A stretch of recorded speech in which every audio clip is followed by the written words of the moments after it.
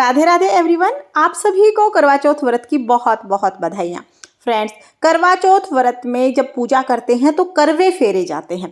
आप देखिए, जब आप ग्रुप में पूजा करते हैं तो आसानी से एक दूसरे के साथ आप करवे फेर सकते हैं, लेकिन अगर आप अकेले हैं तो फिर आप करवा कैसे फेरेंगे, इसी के विषय पर आज का वीडियो है। तो देखिए, करवा हमेशा हम दो करवे लेते हैं। हमारे यहाँ पर एक मिट्टी का करवा और एक मीठा करवा लिया जाता है। मिट्टी का करवा उसमें जल भरते हैं, वो हमारे नाम का होता है, और मीठा करवा उसमें हम कोई भी मिठाई या ड्राई फ्रूट भरते हैं, वो पार्वती माता के नाम का होता है। तो हमारे यहाँ पर तो मीठा करवा और मिट्टी का करवा लिया जाता है, और किसी किसी के यहाँ पर दोनों करवे मिट्टी के लिए जाते हैं। एक में तो ड्राई फ्रूट या तो मिठाइयाँ भर देते हैं, दूसरे में जल भर देते हैं। तो हमेशा जो जल का भरा हुआ करवा होता है वो हमारे नाम का होता है, और जो मिठाई या ड्राई फ्रूट का करवा होता है वो पार्वती माता के नाम का होता है। अब देखिए, अगर आप अकेले हैं तो दो करवे हैं हमारे पास। अब हम पार्वती माता के साथ करवा फेरेंगे। तो यहाँ पर देखिए, हाथों को हम क्रॉस की तरह बना लेंगे पहले, और दोनों करवे हाथ में लेंगे। अब हम ये करवे फेर लेंगे, यानी इनकी जगह आपस में चेंज कर देंगे। 7 बार हमें इस तरह से करवे फेरने हैं, और ध्यान रखना है कि करवे आपस में टकराने नहीं चाहिए।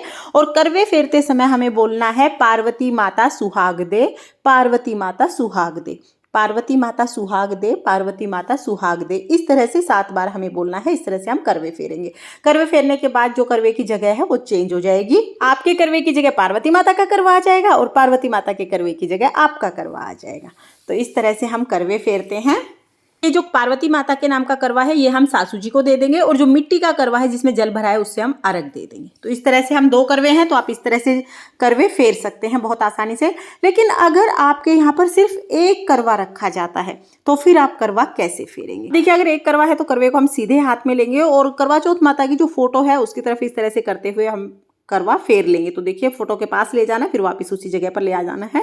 7 बार हम इस तरह से करेंगे, और हर बार हमें बोलना है, पार्वती माता सुहाग दे, पार्वती माता सुहाग दे। इस तरह से हम करवा फेर लेंगे। तो अगर आप अकेले हैं तो भी आप बहुत आसानी से करवा फेर सकते हैं। और देखिए, किसी किसी के यहाँ पर करवा फेरने का रिवाज होता है, किसी के यहाँ पर नहीं होता है।